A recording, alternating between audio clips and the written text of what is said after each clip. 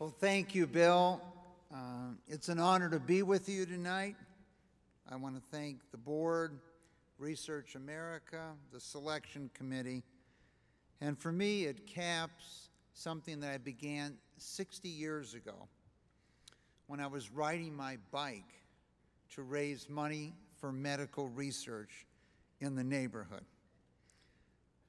There are many familiar faces in the room, individuals that I've worked by their side with their leadership over the past 4 decades.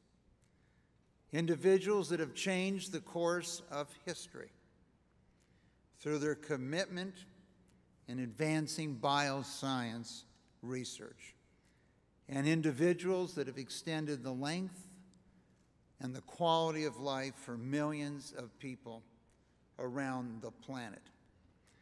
In 1972, Lori and I learned that her mother had breast cancer. It was a wake-up call for us to focus more of our energy into medical research. The moment changed our lives forever. We were reminded of this urgency 2 years later when my father was diagnosed with malignant melanoma. Over time, countless members of our family were affected by life-threatening diseases.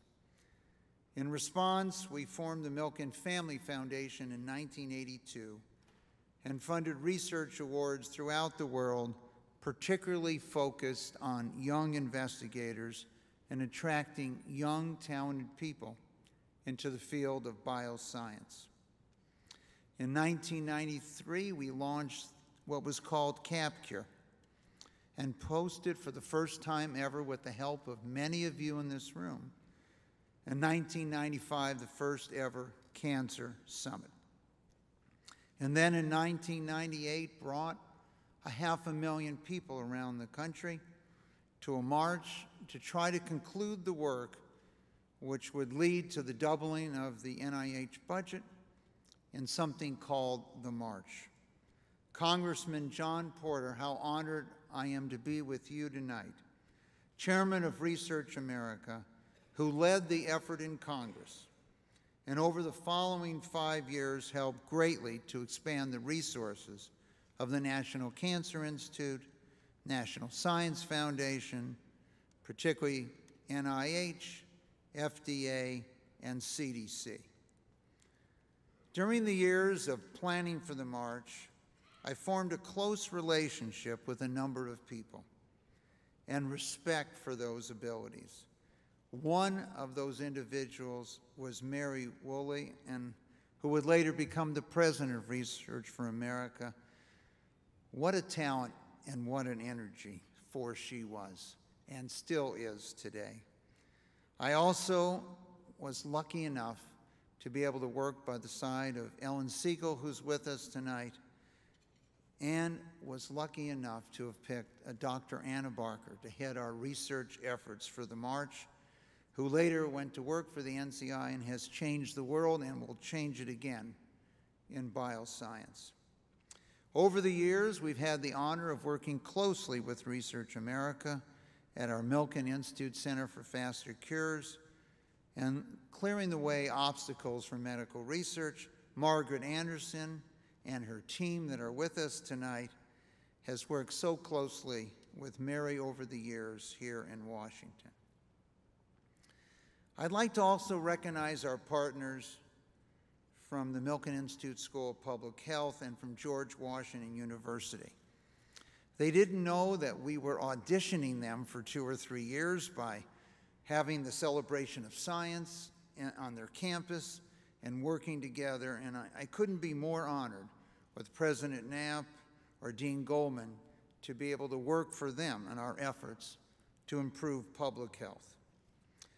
To those of you who are concerned about bioscience and doing what we can to speed progress, we must often remind ourselves of why everyone doesn't clearly understand the importance. For me and for many of you, it's clear. It's both personal and for society. Advances in medical research and public health, as I've pointed out, for more than 40 years have driven more than 50% of all economic growth in the world. The most prosperous 200 years in the history of our planet.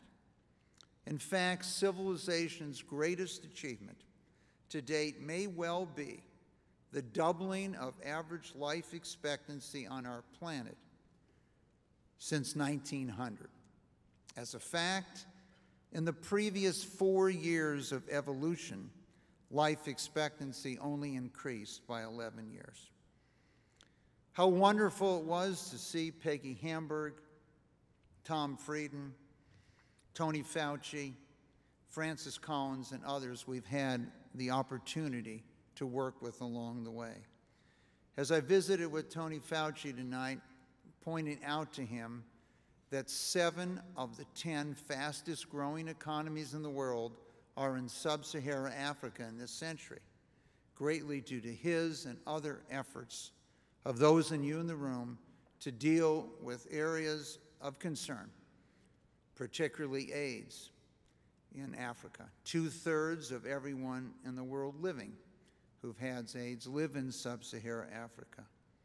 I just wish, Tony, tonight that Elizabeth Glaser, a partner of ours at the Milken Family Foundation for a few decades, could see the work that she inspired in so many of us when she formed the Elizabeth Glaser Pancreatic Children's AIDS Foundation. Today, I have a scientific revolution that we all recognize available to us today. Sequencing in an hour instead of in decades, costs measured in hundreds or $1,000 instead of billions, lays us at the groundwork to the golden age of science.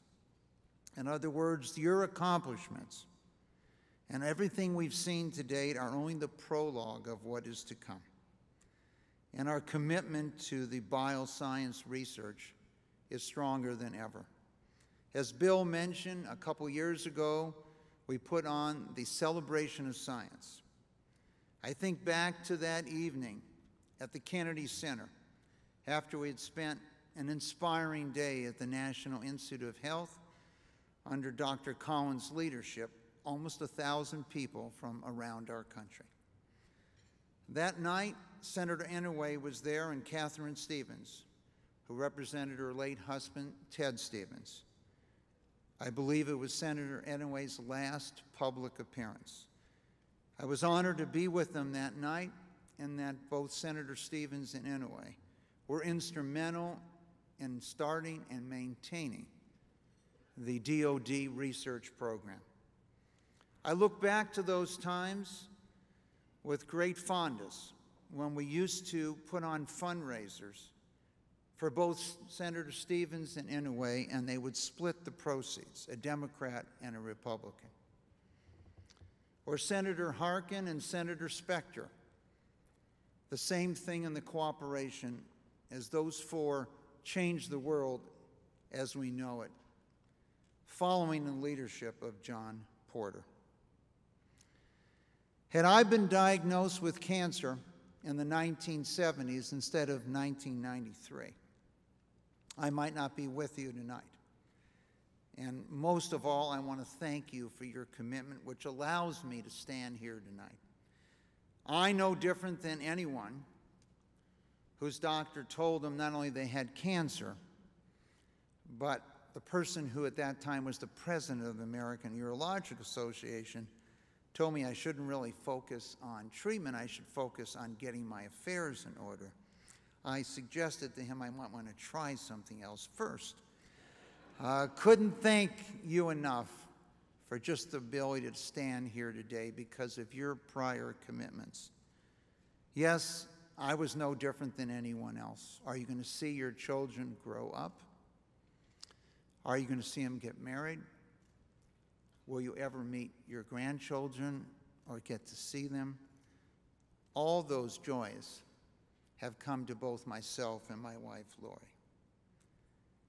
Had my father been diagnosed today, due to many of your great works and particularly our efforts at the Melanoma Research Alliance.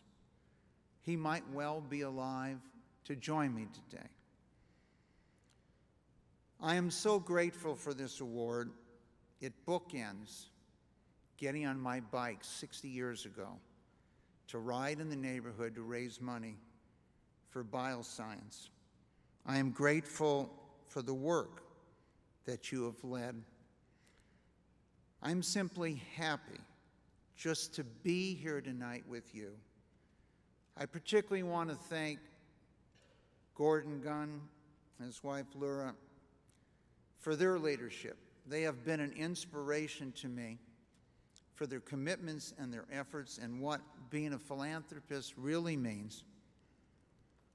And I couldn't be more honored to receive an award named after them. Thank you very much.